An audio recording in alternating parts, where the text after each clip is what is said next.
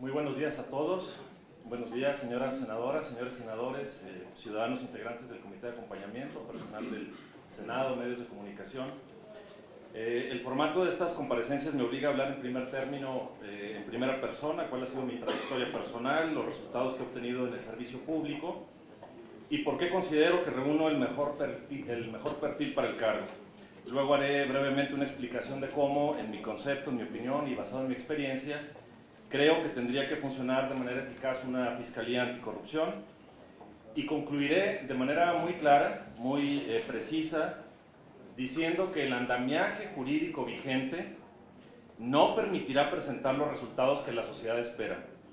Y en consecuencia de lo anterior dejaré en claro por qué solo estaría en condiciones de aceptar un cargo de esta naturaleza si durante el proceso se abre la posibilidad de que el diseño constitucional sea modificado. Durante 12 años he sido funcionario del gobierno federal, siempre en posiciones de la más alta responsabilidad en relación con áreas de fiscalización, control interno y persecución de la corrupción. En la Secretaría de la Función Pública fui, entre otros, director general de inconformidades y luego director general de controversias y sanciones en contrataciones públicas. Ocupé la Contraloría Corporativa de Petróleos Mexicanos y en 2 diferentes periodos fui visitador general de la PGR. Pero mencionaré resultados más que cargos. Fui responsable, en parte de los 2 sexenios anteriores al presente, de resolver más de 1000 procedimientos de impugnación contra actos de licitaciones públicas.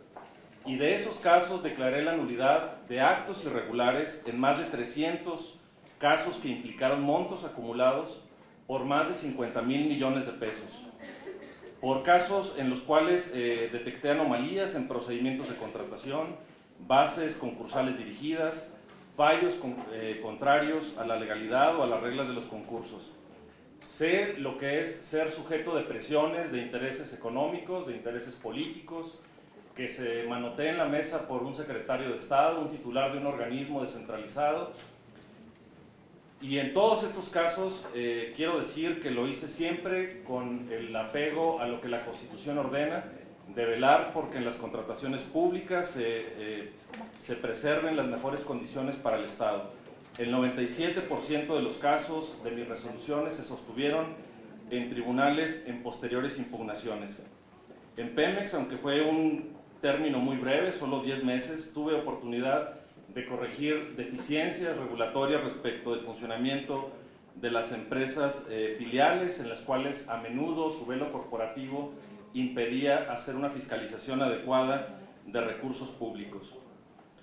Pero lo más importante del caso es destacar mi función como visitador general de la Procuraduría General de la República, posición de designación presidencial y nivel subprocurador, en el sexenio anterior con 2 diferentes procuradores y en el presente sexenio prácticamente durante toda la gestión de la maestra Arely Gómez. Desde ahí, como responsable de la supervisión e inspección interna y de la evaluación técnico-jurídica del Ministerio Público de la Federación, llevamos a cabo acciones de combate a la corrupción sin precedentes.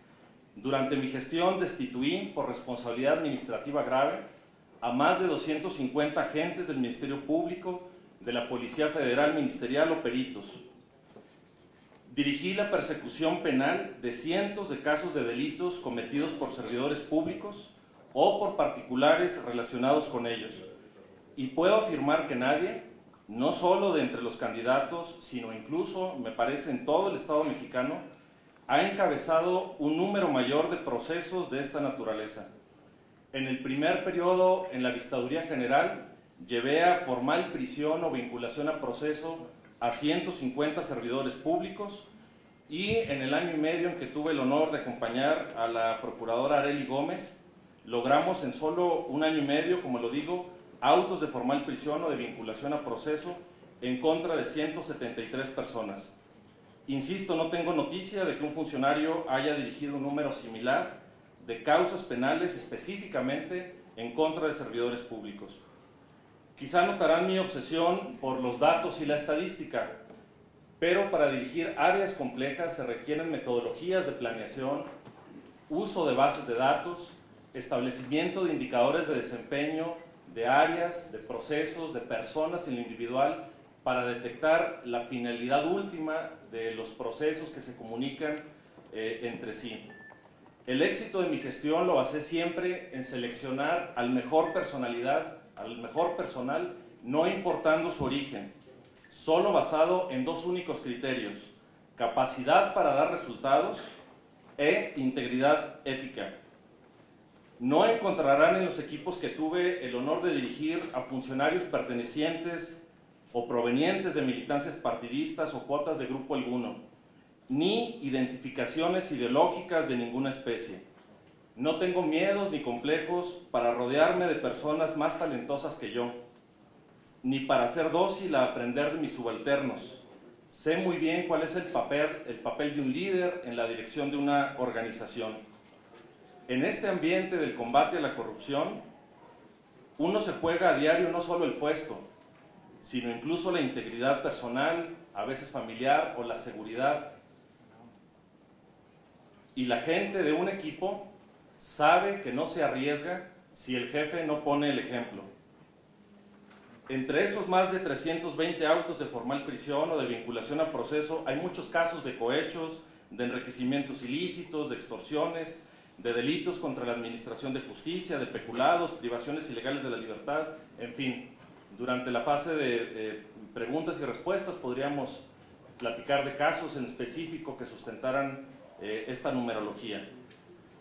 A pesar del riesgo que puede conllevar la transparencia, yo no le he tenido miedo a la transparencia ni a la rendición de cuentas ciudadana. He promovido esquemas de participación ciudadana para la evaluación de nuestro trabajo y el de toda la institución de la PGR.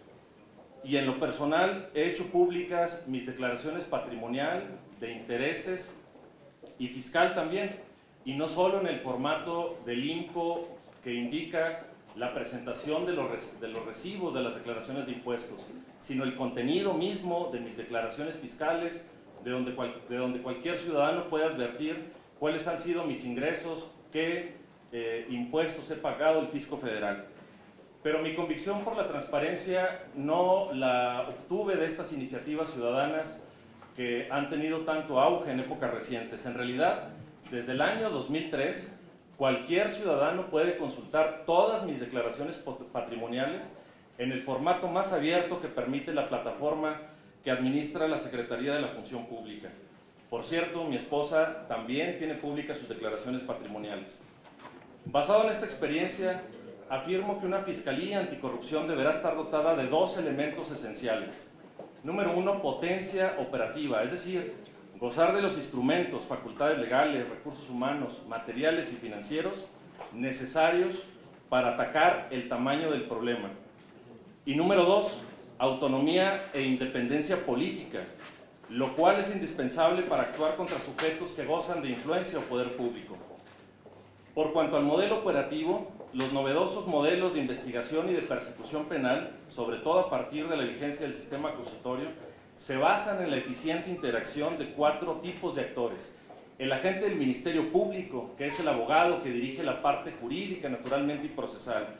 El policía, sobre quien recae propiamente toda la labor de investigación y de recabar los medios de prueba que sustentarán una acusación ante un tribunal.